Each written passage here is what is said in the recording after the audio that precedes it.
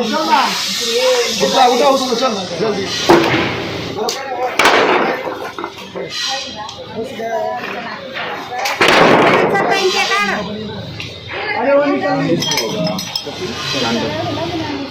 या ठिकाणी आलो आपण चांडजींची कंपनी इथे दरवाजांची आणि सगळीकडे लाकड आहेत भरपूर.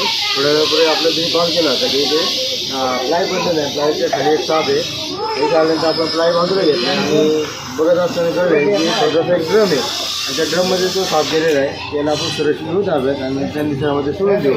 पण कधी कधी साप मात्र कधी आपली पण मजा घेत असतो ते समोरमध्ये शहरामध्ये जो साप आहे त्याला आपण सुरक्षित घेऊ हव्यात. नंतर पुन्हा निसर्गामध्ये तो साप आहे दिल्ली शहरी वर्गामधला साप आहे. त्याला गरगर म्हणतात किंवा तस्कर म्हणतात. झाडांवर जो हा साप आहे आणि झाडांवर जो हा साप असल्यामुळे अपेक्षित लाकडांच्या गंधामुळे किंवा उंदीर इथे भरपूर आहेत त्याच्यामुळे तो साप तिथे आला आहे. त्याला आपण सुरक्षित घेतो ताब्यात आणि ताब्यामध्ये घेतल्यावरती पुन्हा निसर्गामध्ये त्याला सोडून देऊ.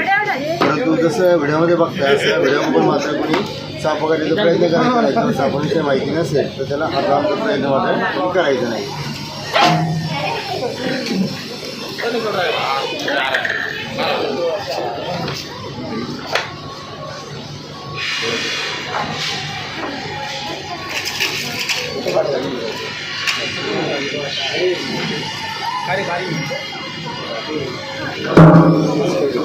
समोर दिसते हा तस्कर आहे.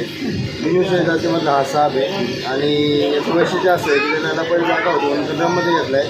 म्हणजे समोरचं आपण गेलो तर कधी कधी अशा पद्धतीने आपल्यावरती ओपन माऊथने आपल्यावरती पण अटॅक करू शकतो. समोर दिसतं जरी दिल्ली असला तरीसुद्धा मात्र तिथे समोर जर गेल्यानंतर मात्र ते अटॅक करू शकतात. त्याचं मागं जर पाहिलं तुम्ही तर त्याच्या अंगावर विशिष्ट प्रकारचं डिझाईन आहे आणि त्याच्या निम्म्या भागावरती सगळे रंग एकत्र झालेले असतात.